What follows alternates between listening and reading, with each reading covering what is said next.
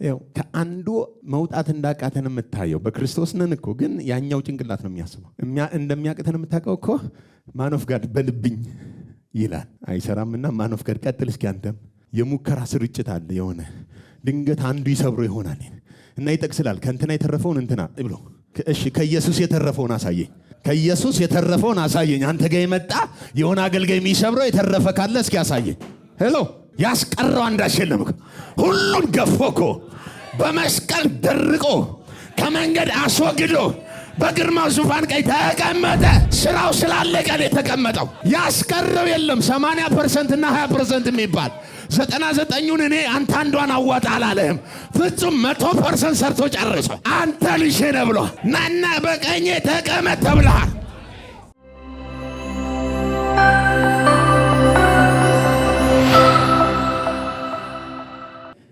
ሮሜ ምዕራፍ 5 ቁጥር 12 እናውጣና በጋራ እስከ ቁጥር 21 ድረስ ጮክ ብለን እናነባዋለን 1-3 ስለዚህም ምክንያት ኃጢአት በአንድ ሰው ወደ ዓለም ገባ በኃጢአትም ሞት እንደዚሁም ሁሉ ኃጢአትን ስላደረጉ ሞት ለሰው ሁሉ ደረሰ ሕግ እስከመጣ ድረስ ኃጢአት በዓለም ነበረና ነገር ግን ሕግ በሌለበት ጊዜ ኃጢአት አይቆጠርም ነገር ግን በአዳም መተላለፍ ምሳሌ ኃጢአትን ባልሰሩት ላይ እንኳን ከአዳም ጀምሮ እስከ ሙሴ ድረስ ሞት ነገሰ አዳም ይመጣ ዘንድ ላለው ለእርሱ አምሳሉ ነውና ነገር ግን ስጦታው እንደ በደሉ መጠን እንደዚያው አይደለም በአንድ ሰው በደል ብዙዎች ሞተዋልና ነገር ግን የእግዚአብሔር ጸጋና በአንድ ሰው በኢየሱስ ክርስቶስ ጸጋ የሆነው ስጦታ ከዚያ ይልቅ ለብዙዎች በዛ አንድ ሰውም ኃጢአትን በማድረጉ እንደሆነው መጠን እንደዚያው ስጦታው አይደለም ፍርድ ከአንድ ሰው ለኩነኔ መጥቷልና ስጦታው ግን በብዙ በደል ለማጽደቅ መጣ በአንዱም በደል ሞት በአንዱ በኩል ከነገሰ ይልቁንም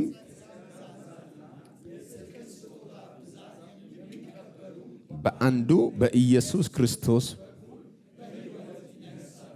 እንግዲህም በአንድ በደል ምክንያት ፍርድ ለኩነኔ ወደ ሰው ሁሉ ወደ መጣ እንዲሁ በአንድ ጽድቅ ምክንያት ስጦታው ሕይወትን ለማጽደቅ ወደ ሰው ሁሉ መጣ በአንዱ ሰው አለመታዘዝ ብዙዎች ኃጢአተኞች እንደሆኑ እንዲሁ ደግሞ በአንዱ መታዘዝ ብዙዎች ጻድቃን ይሆናሉ በደልም እንዲበዛ ሕግ ጭምር ገባ ዳሩ ግን ኃጢአት በበዛበት ኃጢአት በሞት እንደነገሰ እንዲሁ ደግሞ ጸጋ ከጌታችን ከኢየሱስ ክርስቶስ የተነሳ በጽድቅ ምክንያት ለዘላለም ሕይወት ይነግስ ዘንድ ጸጋ ከመጠን ይልቅ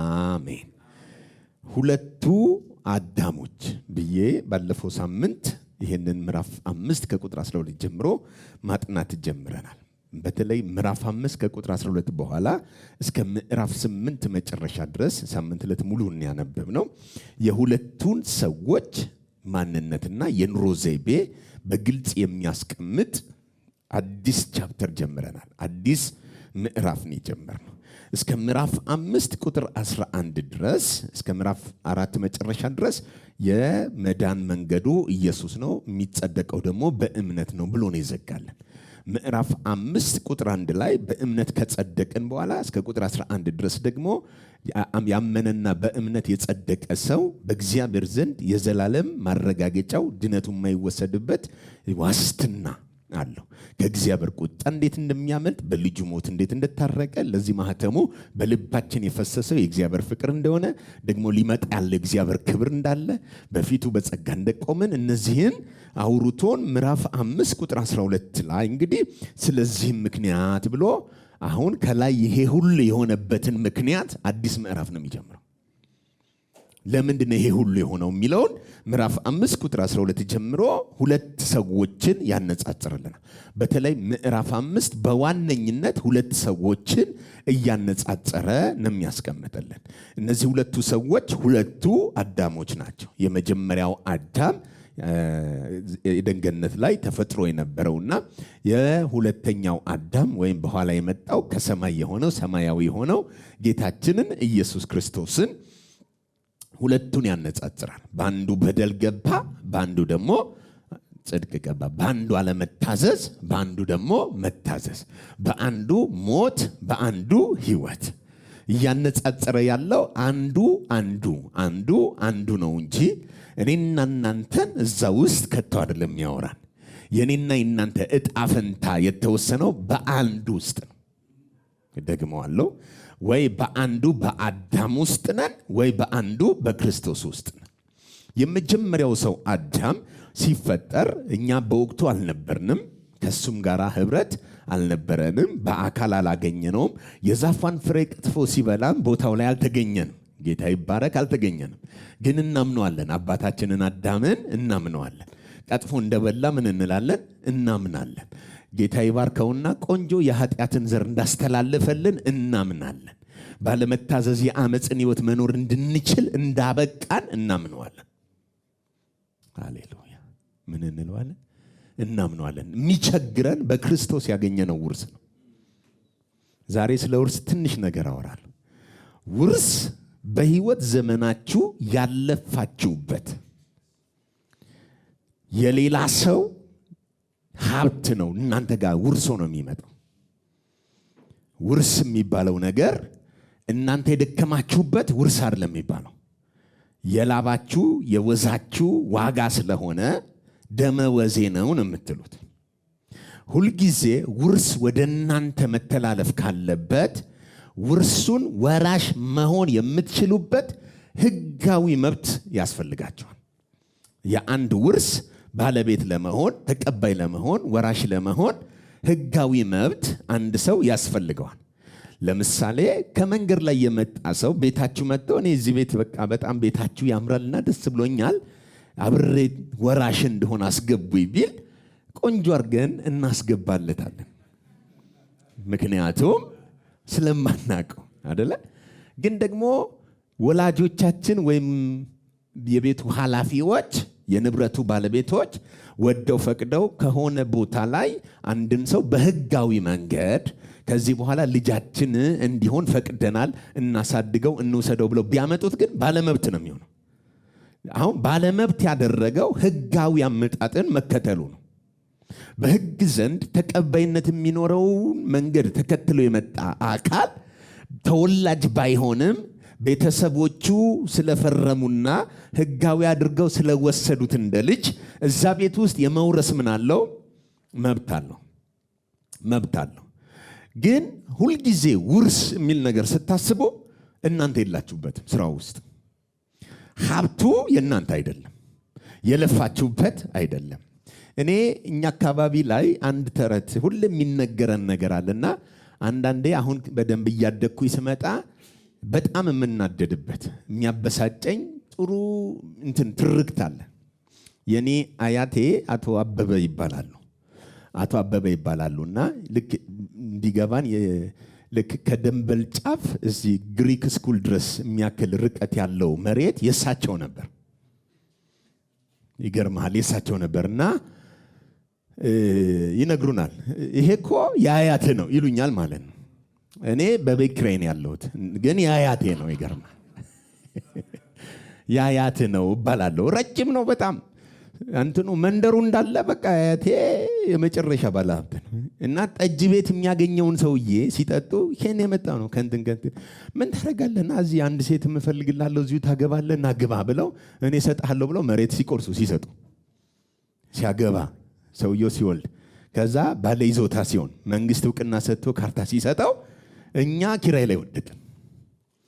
አሁን አያቴ ባለሀብት ነበር ብትል ምንም ከወሬ ውጪ ምንም ትርጉም የለውም። አሁን እንዲህ አይነት አይደለም። ይሄ ውርስ የምንለው ይሄንን አይደለም።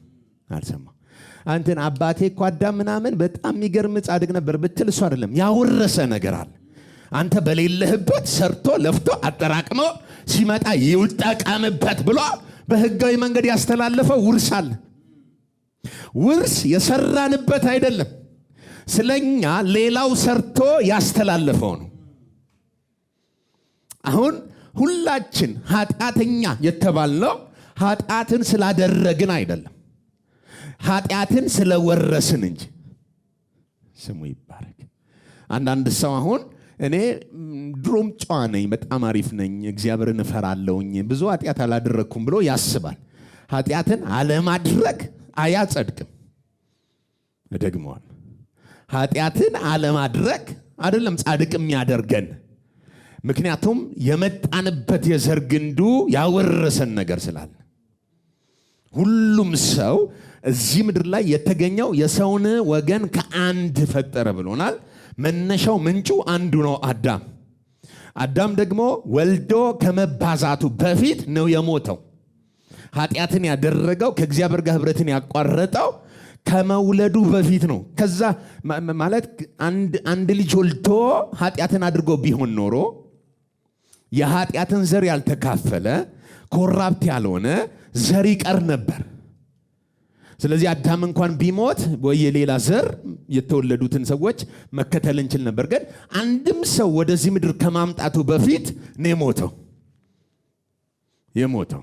ለምሳሌ በወንጀል አንዲት ሴት ብትጠረጠርና ብትታሰር፣ ወንጀለኛ ወይ ባንክ የዘረፈች ሴት ብትያዝና 20 ዓመት ወይ 5 ዓመት ወይ 10 ዓመት የሚፈረድባት ቢሆን ግን ወደ እስር ቤት ስትገባ የሆነን ልጅ ጽንስ ይዛ ቢሆን እስር ቤት የምትገባው የጸነሰችው ልጅ ኃጢአትን አላደረገም፣ ባንክን አልዘረፈም፣ ወይም ከሷ ጋር የወንጀሉ ተባባሪ አይደለም። የሱ ችግር በሷ ሆድ ውስጥ መኖሩ ነው። ሃሌሉያ። በቃ ሌላ ምንም ያጠፋው ነገር የለም። በሷ ሆድ ውስጥ መኖሩ ሳይፈልግ እስር ቤት ውስጥ አብሮ ምን ያደርጋል? ይታሰራልና ሲወለድ በደንብ ስሙኝ። የሴቶች እስር ቤት ከሆነ የታሰረችው ሲወለድ ሌላ ቦታ ጥርስ አርግፋ የገባችዋ ሴት አክስቱ ትመስለዋለች። ለሱ ልክ ሲወለድ የተወለደው ምን ውስጥ ነው? እስር ቤት ውስጥ ነው። ገና የመጀመሪያ የሚያያት እኮ እዛ ጥርሳው ልቃ የሆነ ችግር ፈጥራ የገባች ሴት ናት። ግን አክስቱ ትመስለዋለች፣ ዘመዱ፣ ቤተሰቡ፣ እህቱ ምናምን ትመስለዋለች። አብሮ ከሷ ጋር ይስቃል፣ እነሱም ያጫውቱታል። ያድጋል እዛ ውስጥ የልጅነት መብቱን መጠቀም ስላለበት፣ የእናቱን ጡት ማግኘት ስላለበት እዛ ይጠቀማል። ያድጋል ሰውየው። ሄሎ።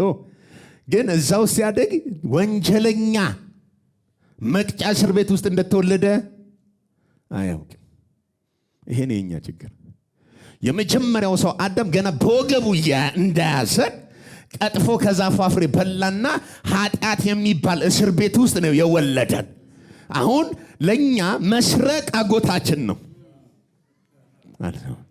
መቅናት አክስታችን ነው። በቃ ሰላም ነን። ለምን? የተወለድንበት ዓለም ከዛ ውጭ እንድትሆን አያደርግህም። ለኛ ትክክሉ የትኛው ነው? እስር ቤቱ የተወለድንበት የኃጢአት እስር ቤት፣ እሱ ትክክል ነው። የመጀመሪያው ሰው ያንን ደግሞ በምን አገኘው ሲባል ስትወለድ ወርሰኸው ነው እንጂ አንተ ሰርተህ አምጥተው አይደለም። የመጀመሪያው ሰው አዳም ኃጢአት አለመታዘዝን፣ የሁሉ የኃጢአት ቁንጮ አለመታዘዝ። ሌሎቹ በሙሉ የሚመጡት ፍሬ ናቸው። አለመታዘዝ ዋነኛው በእግዚአብሔር ፊት እንደ ኃጢአት የተቆጠረው አለመታዘዝ ነው። ኢየሱስ ደግሞ መጥቶ የመጨረሻ ጥግ ሄደው እስከ መስቀል ሞት ድረስ የታዘዘ ሆነን የተባለ። ያኛውስ እስከ መጨረሻው ጥግ ያልታዘዘ ሆነ። ሁለተኛው አዳም ኢየሱስ ደግሞ እስከ መጨረሻው ጥግ ምን ያለ ሆነ? የታዘዘ ሆነ። ያልታዘዘውም አንድ ሰው ነው፣ የታዘዘውም አንድ ሰው ነው። አሁን በማንኛው ሰው ትወለዳለህ ነው ጉዳዩ። በመጀመሪያው ሰው የተወለዱ ሰዎች ውርስ አላቸው፣ ወራሽ ናቸው። የምን ወራሽ? ያለመታዘዝ የአመፅ ወራሾች ናቸው። የእናንተን አላቅም እንጂ እኔ ድሮ ልጆኜ፣ በጣም ልጆኜ፣ አሁን ላይ ሳስበው ትዝ ይለኛል። በጣም ህፃን ልጆኜ ስኳር ግዛ ተብለን እንላካለን ቤት ላይ እና ስኳር ልገዛ ስወጣ የ1 ብር የሚባል ድሮ የሚሸጥ አለ። 1 ብር ስኳር ማለት በጣም ትልቁ ነው። በኤ4 ወረቀት እንደዚህ ተጠቅልሎ ስኳሩ ተደርጎ ይሸጣል። አንዳንዴ ጥበብ እጠቀማለሁ። ምን አይነት ጥበብ እጠቀማለሁ? የ90 ሳንቲም አረግና በ10 ከረሜላ ገዛለሁ። ማንም አላስተማረኝም። ለማንም ሰው እንዳትናገር። ማንም ሰው እንዲኮ ብታደርግ ብትቀሽሽ 10 ከረሜላ ብትበላ ብሎ ያስተማረኝ የለም። ግን የወረስኩት ግን አለ የማያሳፍረኝ። አልገባ የወረስኩት የኃጢአት ዘር ስላለ ያንን ለማድረግ ትምህርት አያስፈልገኝም። መወለዴ ብቻውን በቂ ነው። አሁን ይኸውልህ እንዴት እንደሚቀሽ እንዴት እንደሚሰረቅ ምናምን ብሎ እኮ ማንም ሰው እኮ ያስተምረን። አንዳንዴ ደግሞ ማዙካው ደግሞ የሚገርም ትነቃለች። የ90 ሳንቲም ሲሆን ታውቃለች፣ የ1 ብር ሲሆን ታውቃለች። በቃ ይባነናል ደግሞ እንዴት እንደሆነ የሆነ የሚነግራቸው አለ መሰለኝ ብቻ ያውቁብሃል። ስለዚህ አንዳንዴ ምን አደርጋለሁ? መንገድ ላይ ተደብቄ ስኳሯን ቃም አድርገን እንገባለን። አሁን ከተላከው ስኳር ላይ ቀንሰ ቃም የሚል ትምህርት የለም። አላስተማሩኝም ቤተሰቦች። ባለሱቁም አልመከረኝም። ግን ጌታ ይባርከውና አዳም በቃ ቆንጆ በሆነ ሁኔታ አውርሶኛል። ስለዚህ ስወለድ ይዤው የመጣው ስለሆነ አመፅን ማድረግ፣ ማታለል፣ ማጭበርበር ለእኔ የተባረከ ህይወት ነው። እናንተን አላልኩም። እናንተ ይውን ያላችሁት ከሰማይ እዚህ ውስጥ ተሳገው እንደኔ ያረገ ሰው አለ? አንድ ሰው ሁላችሁ ነው። መቅናት፣ ክፋትን ማውራት የሆነ ኢቭን ቸርች መተን የማይለቀን አንዳንድ ርሶች አሉ። እኔ በቃ እኔ ተፈጥሮዬ ነው ምናምን የምንላቸው ዛሬ በጥሰን እንወጣን። ይሄ ከቀየርክ ትቀይራለህ። አልሰማው። አሁን ሰው በክርስቶስም ሆኖ ይገርማል፣ የዘር እርግማን ምናምን ይላል። አንዳንድ ርሶቹን አይለቃቸው፣ ይወዳቸዋል። ይዞ አልለቅም የሚላቸው ነገሮች አሉ። መጣል ያለብህ ነገር አለ። ከዚህ ውስጥ መውደቅ ያለበት ነገር አለ። ልክ በአዳም የተካፈልነው ኃጢአትን፣ ሞትን በህይወታችን ላይ ለማምጣት ምንም እንትን ያደረገው ነገር የለም። ላይክ የታገለው ነገር የለም። ባለመታዘዝ ውስጥ ወለደን። በቃ ስራውን ጨርሶ እሱ እኮ ሞቷል። እኛ ግን ዘሩን ምን እያደረግንለት ነው? እያስቀጠልን ነው፣ እያበዛ ነው። የቀደመው እባብ ነበር እሱን ያሳተው። እኛ ዘመን ላይ ጌታ ይባረክ ዳይኖሶር አሳክለነዋል። አልዘማ ለምን የቀደመው እባብ ያሁኑ ምን ዘንዶ ያለው እኮ የዛሬ 2000 ዓመት ነው ዘንዶ ያለው። አሁን ዳይኖሶር ጨምሯል። አሁን ዛሬ ላይ ቢሆን የጻፈልን ምናልባት ስሙን ማናቀውን እንስሳ ሊጠቅስልን ይችል ይሆናል። አድጓል ማለት ነው። ምንድን ነው ያደገው? ክፋት ጨምሯል። ለምሳሌ የመጀመሪያው ሰው ቃየል አቤልን እንደዚህ መግደል የሚባል ነገር ከየት አመጣ?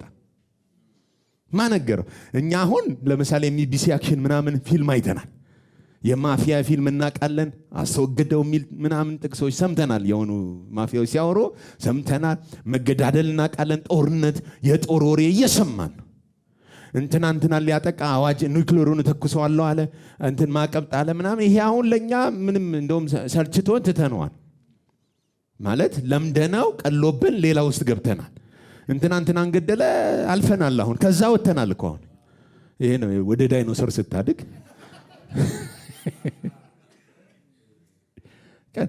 አሁን ቃየል ጋር ስትመጣ ግን አያቅም። ቴሌቪዥን የለም፣ የሆነ ያየው የአክሽን ፊልም የለም፣ የሆነ የህንድ ፊልም ምንም ያየው ነገር የለም።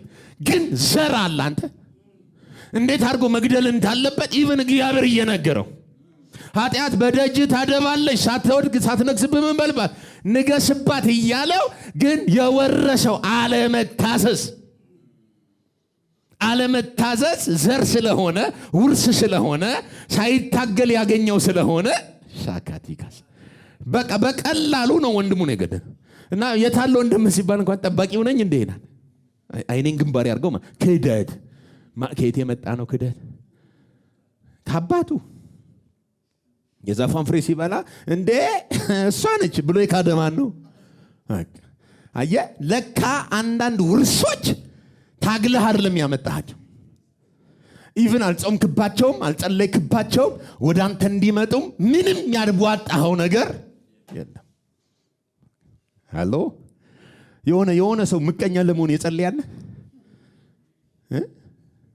እንደውም የምንጸልየው ጌታ ሆይ በቃ ቅናት ከኔ ላይ ይነቀል ምናምን ብለን ነው እንጂ የምንጸልየው ያኛውን ሳንጸልይ ነው የመጣው። አይኔ ጉዴ! የሆነ ሰው እኮ አሁን የሆነ ነገር ውስጥ ሊገባልኝ ነው። ሳትጸልይ የመጣ ነገር በውርስ ተቀብለ እየኖርክ ጌታ ኢየሱስ ጋር ስትመጣ የሆነ እጁ ያጠራው ራሽ አይደለም። ጸልየ ስጨርስ አቀብላለሁ የሚል አይደለም። አንተ መታዘዝን በውስጣችን ራሱ የኖረውን የመስቀል መታዘዝ በውስጥሽ ነው በውርስ ያስቀመጠው።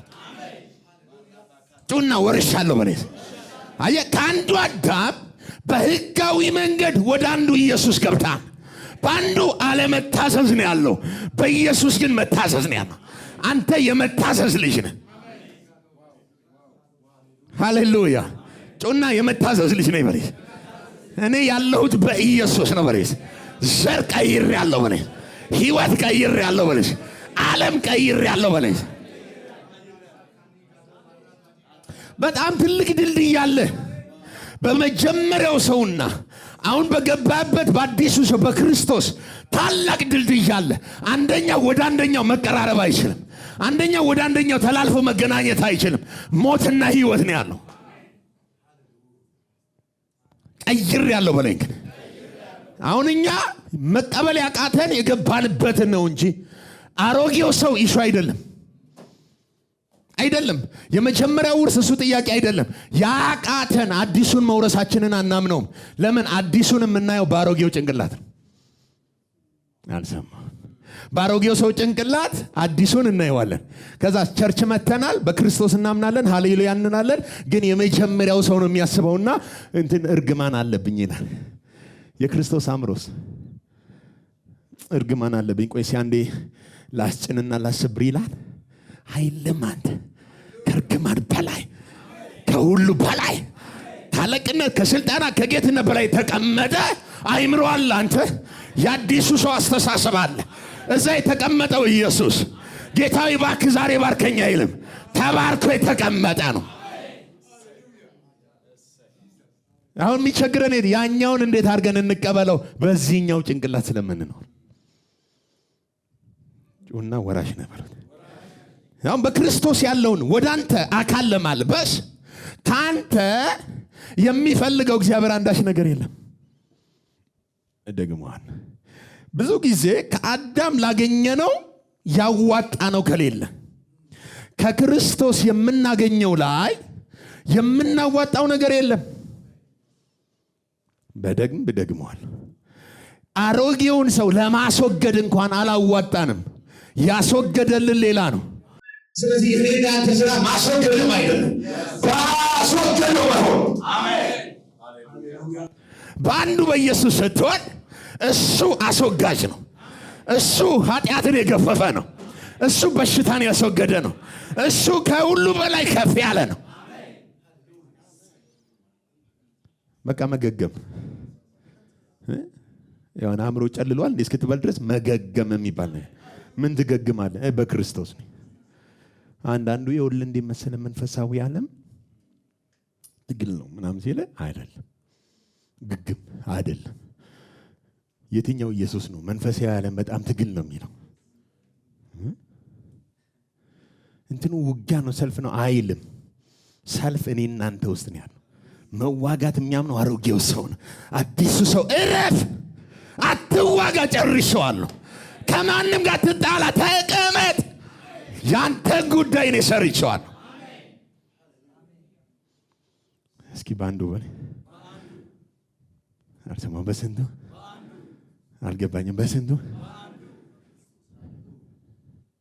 ያው ከአንዱ መውጣት እንዳቃተን የምታየው በክርስቶስ ነን እኮ፣ ግን ያኛው ጭንቅላት ነው የሚያስበው። እንደሚያቅተን የምታውቀው እኮ ማን ኦፍ ጋድ በልብኝ ይላል አይሰራምና፣ ማን ኦፍ ጋድ ቀጥል እስኪ። አንተም የሙከራ ስርጭት አለ። የሆነ ድንገት አንዱ ይሰብሮ ይሆናል እና ይጠቅስላል። ከእንትና የተረፈውን እንትና ብሎ እሺ፣ ከኢየሱስ የተረፈውን አሳየኝ፣ ከኢየሱስ የተረፈውን አሳየኝ። አንተ ጋር የመጣ የሆነ አገልጋይ የሚሰብረው የተረፈ ካለ እስኪ አሳየኝ። ሄሎ ያስቀረው አንዳች የለም። ሁሉን ገፎ እኮ በመስቀል ደርቆ ከመንገድ አስወግዶ በግርማው ዙፋን ቀኝ ተቀመጠ። ስራው ስላለቀ ነው የተቀመጠው። ኧረ ሃሌሉያ! ያስቀረው የለም። 80% እና 20% የሚባል 99ን እኔ አንተ አንዷን አዋጣ አላለህም። ፍጹም 100% ሰርቶ ጨርሶ አንተ ልጄ ነህ ብሎ ናና በቀኜ ተቀመጥ ተብለሃል። ጩና ጨርሶልኛል በል ንገሩት። አጠገባለሁ ያለው ጨርሶልኛል በል። መንፈሳዊ ዓለሜን አታጨልምብኝ በል። በአሮጌው ሰው እየተማርክ የጨለማ አስተሳሰብ ይዘህ መንፈሳዊ ዓለም ላይ ቸርች ላይ ምናምን እየተዋጋ አትኖርም። ክርስትና የውጊያ አይደለም። ክርስትና የትግል አይደለም። ክርስትና ማረፍ ነው። ደግመዋለሁ ዛሬ። ክርስትና ማረፍ ነው። ክርስትና መቀመጥ ነው። በአዳም ለመውረስ ካላዋጣ በክርስቶስ ጻድቅ ለመሆን፣ በክርስቶስ የተባረክ ለመሆን፣ በክርስቶስ የእግዚአብሔር ጽድቅ ሆነ ለመገለጥ፣ በክርስቶስ የኃጢአት ይቅርታን ይዘህ ለመንገስ ያዋጣኸው አንዳች ነገር አልሰማም። አልገባኝም። ምን የለም የለም። ከየት አምጥተው ድሪቶ እንደሚጭኑብን። ይሄ ማን ነው በእግዚአብሔር ፊት ሲቆም ድሪቶ ያግነበሱት? ማን ነው? ኢያሱ። የዘንድሮ አብዛኛው አገልጋይ ልክ እንደዚህ ድሪቶ አልባሽ ነው የሆነው። ሰማይ ምን ይላል? ጥምጣሙን ፍቱለት፣ ነጭ ልብሱን አልብሱት፣ ማንነቱ ክራይስት ነው ይላል። ግን አለ ሌላ የሆነ ያሮጌው ሰው ግድ የለም ጣል አድርግ፣ ምንም ቢሆን ለሊት 9 ሰዓት ይሰራል። የለም አንተ ጋር 9 ሰዓት ሲሆን ሌላ ጋር 7 ሰዓት ነው። አልሰማሁም። ሌላ ጋር 4 ሰዓት 3 ሰዓት 1 ሰዓት የለም። በሰዓት መድቦ የሚሰራ መንፈስ ለአንተ ለብቻ የተመደበ የለም። አልሰማሁም። ግድ የለም። ይሄኛው እስኪለቅም ድረስ ቢሆን አንዳንድ እውነቶችን ለማመን ቢከብደውም ደጋግሞ መስማት አለበት። በቃ የለም። እስኪ ለእኔ የተመደበ የለም በለኝ። አንተ ምንም እኮ አታረግለትም። ለእግዚአብሔር ምንም አታረግም፣ ለሰይጣን ምንም አታረግ። የተሻሉ ኃጢአተኞች አሉ። አንተ ነህ የግድ አብረን ካልሰራን ብለህ ኢንቫይት የምታደርገው።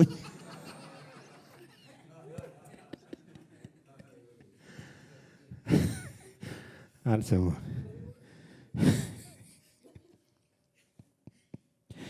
እኔ አሁን ድሮ ጫት እቅም ነበር በዓለም እያለሁ። አሁን ጫት የሚቅም ሰው ራሱ ያለ አይመስለኝም። አይመስለኝም። ለመሰለ እንዴት አድርጎ እንዳጠበው እንኳን አላውቅም። እና አሁን ጫት የሚባለው ነገር ራሱ መኖሩን ራሱ አሁን አላውቅም። አሁን ያንን ያደረገው ምንድነው ካልከኝ የሆነ እኔም ማላቀው ያጠበ መንፈስ አለ ማለት፣ ያነጻኝ መንፈስ አለ፣ የቀደሰኝ መንፈስ አለ ማለት። ሄሎ አንተ ጫቴን ካስረሳኝ ትዝ እንደማይለኝ ለምንድን ነው አጋንንትን ያረሰውት? አሁን አንዳንድ ነገር አረሳችሁም። በዓለም እያለ ብዙ ያረጋችሁትን ማረግህን ሁሉ ትዝ አይልህም። አሁን የእግዚአብሔር መንፈስ አጥቦ ሸልሞ ሰው አድርጎ ብርጭቆ መስለ ትዝ ሁሉ አይልህም። ያኛው ሰይጣን ብቻ ነው ትዝ የሚለን። በጣም ምርጥ መፍትሄ ከፈለጋችሁ ልክ እኔ ጫቱን እንደረሳሁት ሰይጣን ይኑርም አይኑርም ከህሊናህ ላይ መርሳት አለን። በቃ ሁሌ የሚፈልገው ምንድነው? መኖሩን እንድታቅ አለው። ተዋገኝ እያለ ሁሌ የቸርች ፓስተር ነው። ሳቅ አንተ ምን አለብህ? እንድትረሳው አይፈልግም። በምንም በቃ የሆነ ዋካ ምናምን እንድትል ይፈልጋል። በቃ ገብቷል ጠርቶኛል ምናምን ብሎ ነው ሰላም የሚሆነው። ካልጠራው ዝም ካልከው ከረሳኸው ደስ አይለውም። ምልክት ይሰጣል። እንዴት ነው አታየኝም እንዴ ምናምን ብሎ ምልክት ይሰጣል። የምሬ ነው። ወይ በሽታ ወይ የሆነ ነገር ምናምን ምልክት ይሰጣል። ተዋጋ እንጂ እንዴ ተኛህ እኮ ምናምን ይላል። አንተም ትነሳለህ ምናምን በላህ ማለት የክርስቶስ አምሮስ። አሁን ኢየሱስ ምን ብሎ ነው የሚያስበው ስለ ሰይጣን? ባይዘው የእግዚአብሔር መኖሩን ሰይጣን አውቆ ይንቀጠቀጣል እንጂ ሰይጣን መኖሩን እግዚአብሔር አውቆ አይፈራም። አይ ያርሰማ ቆይ ሰይጣን እግዚአብሔር መኖሩን ምን ይላል? ያው እንደውም ምን ያደርጋል? ኦኬ እንጂ እግዚአብሔር ሰይጣን አለ እኮ ወይኔ ጉዴ ምናምን ረስቶታል። ያንቺን ኃጢአት ረስቶታል እኮ አንቺ ነሽ ይዘሽ አሁን የግድ እንጂ ሰይጣን ምንጩ የኃጢአት ምንጩ እኮ ሰይጣን ነው። ኃጢአትን ሲያስወግድ እሱን አብሮ እኮ አስወግዶልን ተሸንፏል እኮ ነው ያለ። ከእግር በታች ተጥሏል እኮ ነው ያለ። አሁን እኮ ሁሉ ከእግር በታች ይሆን ዘንድ ተመድቧል፣ ተወስኗል እኮ ተወስኖበታል እኮ። እሱ እኮ ያውቃል ከእግር በታች እንደሆነ። የግድ ጭንቅላት ላይ ፊት ካላልኩ ነው የሚለው። በትምህርት መንገር ያለብህ ደግሞ አንተ የትኛው ነው? ከእግሬ በታች እኔ በማን ነኝ? አልሰማሁም። በማን ነን? መኖሩን እርሳው። ያኔ ውጊያ ያቆማል። ይሄ ምስራች ነው። እደግመዋለሁ። መኖሩን እርሳው። ድንገት መንገድ ላይ ካገኘኸውስ? ድንገት ካገኘኸው ምንድን ነው የምትለው? በኢየሱስ ክርስቶስ ነው የምትለው። አሁን እኛ ጋር ይኸውልህ ከልጅነት እስከ እውቀት ከእግዚአብሔር በላይ ብርቱ መሆኑን እየተነገረን በር እንኳን ከፍተህ ስትገባ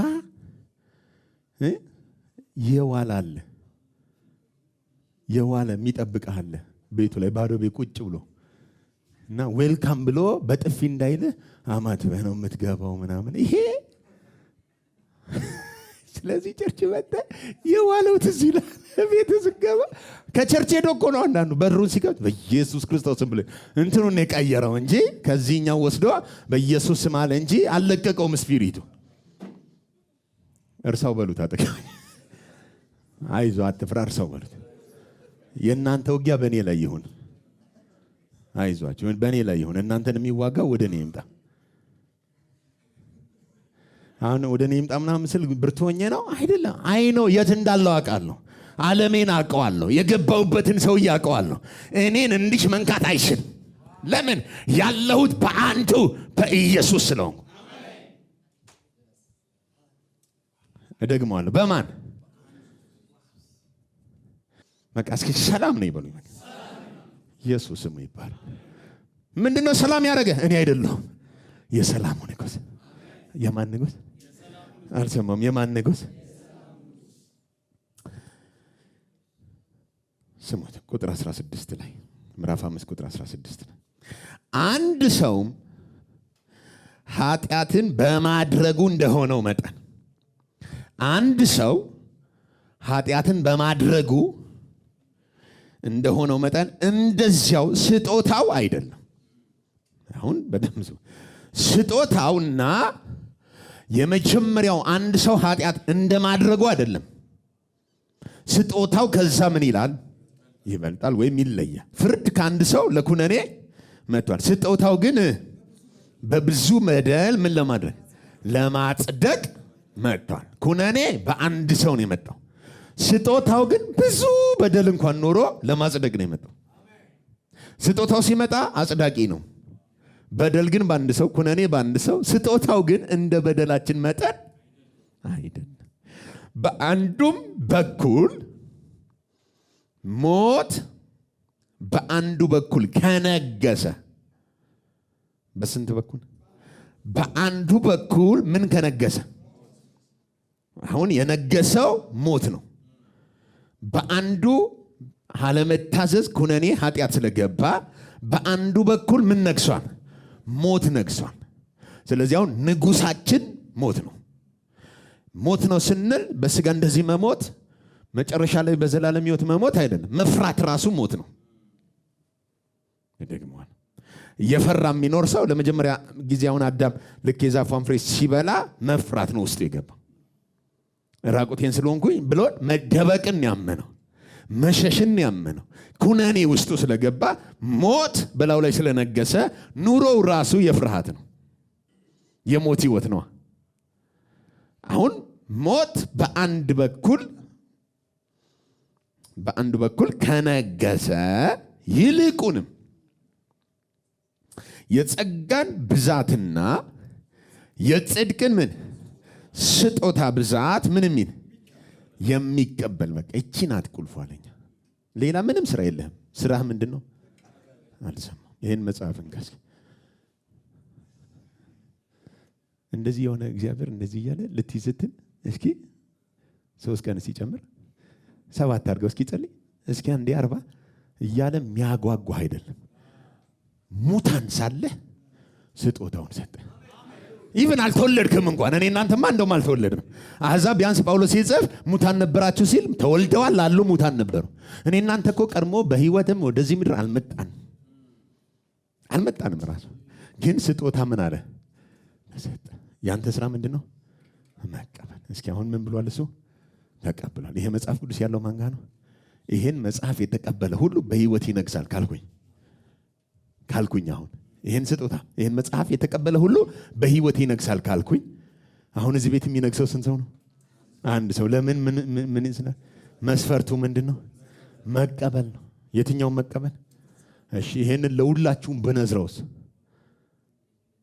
ቀድሞ የያዘ ሰው ነው የሚነግሰው። ስለዚህ ሌላው ምን ሊሆን ነው? ኢየሱስ ግን ታውቃለህ ሁሉም ሰው አንዴ ቢሰነዝር እንኳን ሊያገኘው የሚችል ለአንዱ ደርሶ ለአንዱ አለቀብኝ የማይባል የእግዚአብሔር ስጦታ ነው። ተቀብለሻል? እሱን ህይወት ነው የሚነግሰው። ተቀብለሃል? እሱን እንግዲያው በአንተ ላይ ሞት አይነግስም፣ በሽታ አይነግስም፣ ፍርሃት አይነግስም። በአንድ ውስጥ ስለሆንክ ያለው የሚነግስብህ ህይወት ብቻ ነው። በቃ ያ የጽድቅ ስጦታ አንተ ጋር ስላለ በህይወት ትነግሳለህ። በቃ ተፈርሞልሃል። ለምን? ስጦታው አለ። ሞት ሲመጣ አይቶ አንተ ጋር ምንድነው የሚያዩ? ህይወት ስለሚያይ እና እስኪ ይዋጣልን ይላል አይልም። እሱ ህይወት አለው ብሎ ህይወት ወደ ሌላው ነው የሚሄደው። አልሰማም? ትዝ ይላችኋል ብሉይ ኪዳን ላይ በጉን አርደው ጉበኑ ላይ ደም ነው የረጩት እኮ። ደሙ እኮ የበጉ ህይወት ነው። ደሙ ተረጨ። የስጋ ህይወት ያለው በደም ውስጥ ነው። ተረጨ። ሞት መጣ። ሲመጣ ምንድነው የሚያየው? ህይወት ነው የሚያየው። የማንን ህይወት ያያል? የበጉን ህይወት። ውስጥ ያሉትን ያያል። ውስጥ ያሉትስ ውጪ እየተዋጋ ነው እንዴ ደሙ ምናምን ይላሉ። ምንም ትዝ አይላቸው። ምንም ትዝ አይላቸው። እነሱ ምን መሰለ ስራቸው? በግ ይበላሉ። ይገርማል። አይገርምም? በስመ አብ አቤት የእግዚአብሔር አሰራር እያለ እየገሸለጠ ነው። ውጪ ምን እንደሚሆን አንዳንዱን ነገር ማወቅ የሌለብሽን አትወቂ። ጠላት ሞተ እንደ እስኪ በመስኮት ኪሾፍ አድርገው ይላል አንዳንዱ። አሁን በኢየሱስም ብያለሁ ወደቀ እንደ ምናምን ይላል። አረፈ በግ ብላ ደሙ እዛ ጋር ቆም ያወራል። አንተስ ስጋውን እየበላ ነው። ለሚቀበሉ አለ በህይወት ምን ያደርጋሉ? ይነግሳሉ። የእስራኤል ቤት ምን ነገሰ? ህይወት። የግብፃውያን ቤት ምን ነገሰ? ሞት ነገሰ። ሞት እንዲነግስባቸው ያደረገው አንድ ነው ምክንያቱ ሞት ስለመጣ አይደለም። የመጣው ሁሉም ጋር ነው። ግን የሚያተርፈው በግ የለማ። ዛሬ የአዲስ ኪዳኑ በግ ኢየሱስ፣ ከሰማይ የተላከው በግሽ ኢየሱስ። ይኸው በአይን የሆነ የሚታይ ቀይ ደም ሳይሆን መንፈስ የሆነ ደም ያተመብሽ፣ ወደ አንቺ ሞት እንዳይገባ የሚጠብቀሽ የህይወት ንጉሥ ኢየሱስ አንቺ ውስጥ ነው ያለው። በፍጹም በህይወት ዘመን በፍጹም በህይወት ዘመን እግዚአብሔር ካልፈቀደ በስተቀር ከጸጉርህ እንኳን አንዲት ነገር አትወስድም። አለቀ። እንደነ ያለ እድሜ እንዳረጅ ነው ያስደገሙብኝ። አንዳንድ ነው ማይለው የለው ጴንጤ ማት ነው።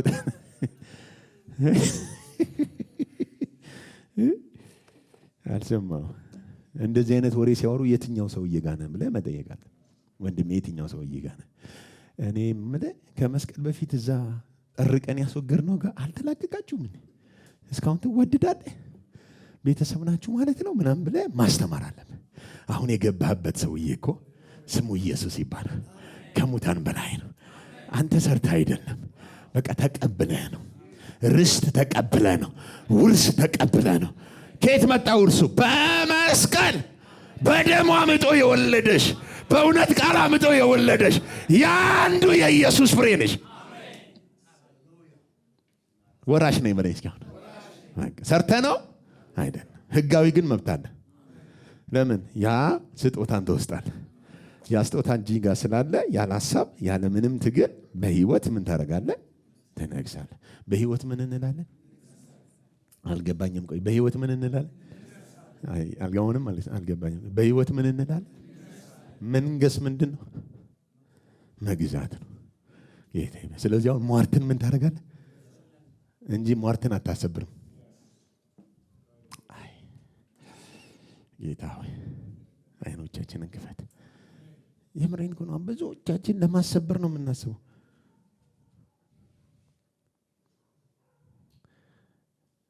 አሁን አያቴ እንደነገርኳችሁ ብዙ ቤት ርስት ነበረው። አካፍሎ ምን ብሎታል? ጨርሶታል። አሁን እሱ ጋር ምንም የለም። ኢየሱስ ጋር ብትሄድ እንደዛው ነው፣ ምንም የለውም። ኦልሬዲ ሰርቶ ጨርሶ ሰጥቷል። የተቀበሉት የአያቴን መሬት የተቀበሉት እንጆ እያደረጉ ነው። ካርታ ይዘውበታል፣ እየኖሩ ነው፣ አግብተዋል፣ ልጆች አፍርተዋል፣ ህንፃ ሁሉ ሰርተዋል። እናንተ የአያቴ ነበርኩ ብትል የለም። አሁንም አንዳንዱ ሰው በክርስቶስ ተሰጥቶት አንዳንዱ ባለቤት አድርጎ የራሱ አድርጎ እንዴ ይሄ እኮ ርስቴ ነው ምናምን ብሎ አስከብሮ ደግሞ እየኖረ ነው። ጻድቅ ነኝ ሲል ታገኘዋል። የእግዚአብሔር ልጅ ነኝ ሲል ታገኘዋል። አንዳንዱ ደግሞ ተሰጥቶታል ርስት፣ ግን እኛ ቤት ላይ የሚሰራ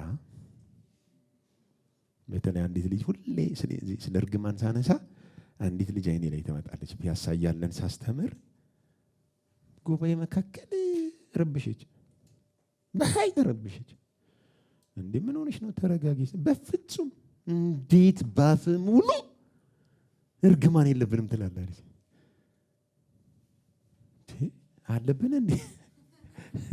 ታውቃለህ፣ አንዳንዴ ሰው ለካ ጭንቅላቱ ሌላ ዓለም ላይ ነው ያለው። በጌታ ናት ረጅ 20 ምናምን ዓመቴ ነው አለች። በታሪክ እኔ እናንተ አንላቀቅም፣ ቁጭ ብለን በስነ ስርዓቱ መነጋገር አለብን አለች። ጉባኤ ማታ ነው። ለማስረዳት ሞከልኩኝ። እንዴት እርግማን ባይኖርብን ኖሮ ዘሮቼ በሙሉ እንዴት ይሞቱብኛል? ለምን እንዲድሃ ሆናል? እርግማን ባይኖርብኝ ኖሮ ለምን አላገባውም እስካሁን? ትደረድራለች። አንዳንዱ ቁጢ መንፈስ እኮ ኖሮት ራሱ ከጮኝነት ጋር ራሱ አብሮ አይቆይም እና ከእርግማን ጋር ነው ግን የሚሰፋው። በማግስቱ ቢሮ አግኝቼ እሺ ብዬ በመጽሐፍ እየገለጥኩ ብዬ ጌታ ይባርከኝ፣ እኔ ሰው ነፃ እንዲወጣ ታገላለሁ። ስጨርስ ወደ 4 ሰዓት አስተምሪያት ስጨርስ የፈለገው ይሁን እንጂ በቃ ያውን አንዳንዱ በጌታ ነው ግን የፈለገው ይሁን እንጂ ይላል። አሁን ይህን ሰው የምንድን ነው የምታደርገው? ማለት ቸርች እኮ ነው ማውራ፣ የክርስቶስ አካል ውስጥ እኮ ነው። በልሳን ይጸልያል ሰውየው። መልእክት ተነግሮኛል ምናምኑ ይልሃል። ደግሞ ጌታ እዚህ ትደርሻለሽ ብሎኛል። እሺ አንቺስ ምን እያደረግሽ ነው? እስኪ ሰበር እየጠበቅኩ ነው ይላል።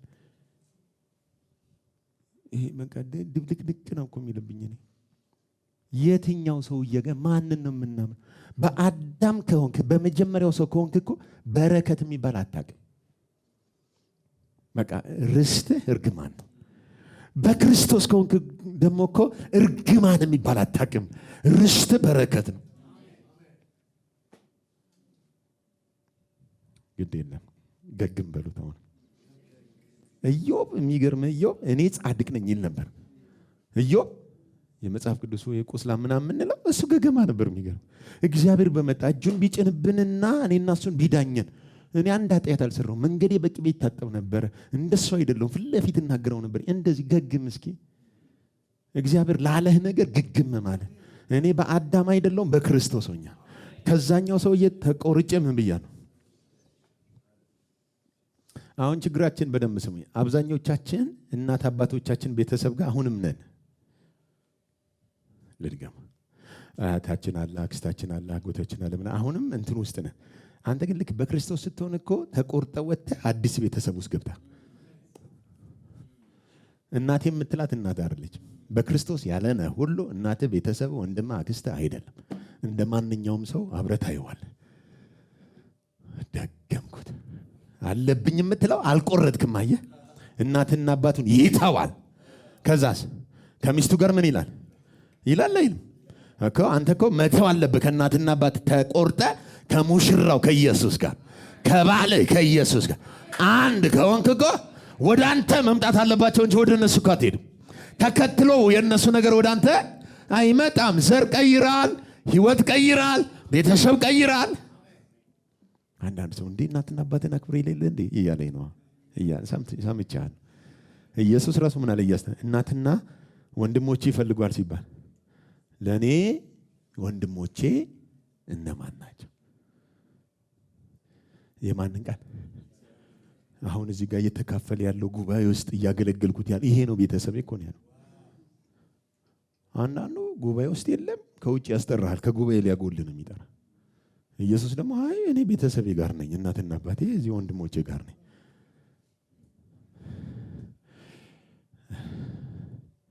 በአንዱ በኢየሱስ አልሰማም። በስንቱ በቃ ውርስ ነው የተሰጠን። የሰራነው ነገር የለም፣ ያዋጣነው ነገር የለም። በቃ ጻድቅ ነህ።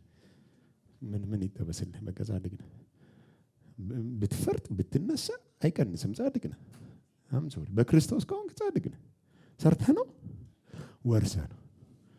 ውርስ ከሆነ ደግሞ የሰራው ሌላ አካል፣ ሀብቱን ያከማቸው ሌላ አካል፣ ደም የከፈለበት ሌላ አካል፣ በመስቀል ያማጠው ሌላ አካል፣ በሞት የተቀበረው ሌላ አካል፣ ከሞት የሞትን ጣር አጥፍቶ የተነሳው ሌላ አካል። አንተ የለህም። አንተ ምንድን ነው የተደረገው? ወራሽ። የእኛ ስራ ምንድን ነው? መቀበል። አልሰማው ምን ማድረግ? በቃ የተቀበለው አለው በህይወት። አንድ ንጉስ አለ እዚህ ቤት። አንድ ንጉስ ይታይ አለ እዚህ ቤት። ንጉስ ሃሌሉያ። ንጉስ እኮ በደንብ ስሙ። ንጉስ ዝም ብሎ ንጉስ አይሆንም። ንጉስ ከሚለው ጋር ተያያዥ ግዛት አለ አይደል? አንዳንድ ኃጢአትን እርግማን ምናምን አንተ ገዢው ነህ። አንተ የሚሰበርልህ አንተ ገዢው ነህ። ኢየሱስ ጌታ። በቃ ገዢው ነህ። ርስት ተደርጎ ግዛት ተደርጎ ተሰጥቷል። እግዚአብሔር ከእግር ስር አስገዝቷቸዋል። ዲያብሎስ ሲመጣ አንተ ቀርጥፈ የምትወርሰው ግዛትህ ነው። በአንተ ላይ የሚሰለጥን አይደለም፣ ግን ግዛትህ ነው። አልሰማው ምን ነው? ስለዚህ አሁን በሽታ ሲመጣ ትገዛለህ። የሆነ የሟርት ስራ ምናምን ሲመጣ ትገዛለህ። እኔ እንጃ ይሄ ነገር ከባድ ነው መሰለኝ፣ ቆይሲ ምናምን ብለህ ፈርታ አትደበቅም። ጾመ ጸልይ አታስለቅቅም። ትገዛለህ። ምን ላይ ትቆማለህ? ነፃነት ላይ። ማን ላይ ትቆማለህ? በክርስቶስ ላይ። ክርስቶስ ምን ብለዋል? አውርሰዋል። ልክ ስትቆም እግዚአብሔር አልፎ ይሰራል። እኔ እንጃ ቆይ እስኪ ብለህ እጥፍ ስትልስ ከዘር ውጭ ስትኖር ማን ይተባበራል? ከኢየሱስ ጋር በአንዱ ሰውዬ ስትቆም ግን የእግዚአብሔር እጅ በአንተ አልፎ ይሰራል። ስለዚህ አንተ አሁን ምንድነው ማለት ነው? እዚህ ምድር ላይ ንጉስ ነህ። አልሰማው ምንድነው? አንተ ላይ ደግሞ የሚገዛው አንድ ብቻ ነው፣ ህይወት ይባላል። በሽታ ሲመጣ አንተ ገዢው ነህ። እርግማን ሲመጣ አንተ ገዢው ነህ። የጠላት አስራር ሲመጣ አንተ ቅናት ሲመጣ ገዢው ነህ። አልሰማው የሆነ ሴራ ተንኮል ሲመጣ አንተ ምኑ ነህ? ገዢው ነህ። አልሰማው ምኑ ነህ? ገብቶህም ይሁን ሳይገባህም ይሁን ገዢ ነህ። ዝም ብለህ ራሱ እየተራመድክ ጥላ ሁሉ ሳይቀር ይገዛል።